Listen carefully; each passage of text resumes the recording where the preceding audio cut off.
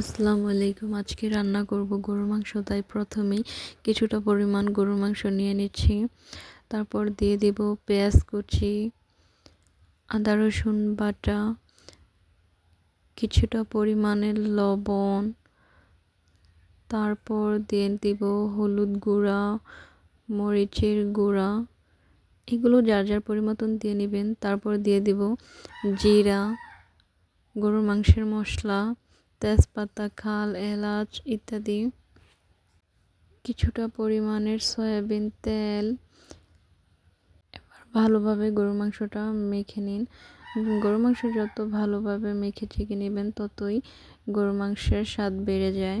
মাখা শেষ, এবার বসিয়ে দিব চুলাতে বসিয়ে দিয়ে এবার ভালোভাবে কষিয়ে নেব। কষানোর সময় গরুর মাংসতে পানি ওঠে, তাই পানি দেওয়ার কোনো ঝামেলা নেই। এই তো আমার মাংসটা ভালোভাবে কষিয়ে এসেছে। এরপর আমি দিয়ে দিব গরুর মাংসতে দুটি কাঁচামরিচ। এটা যার মন চায় দিতে পারেন, যার না মন চায় না দিতে পারেন। আমার গরুর মাংসতে আলু খুবই পছন্দ, তাই আমি কিছুটা আলু দিয়ে দিব। যার মনে না চায় সে নাও দিতে পারেন, তাতে কোনো সমস্যা নেই।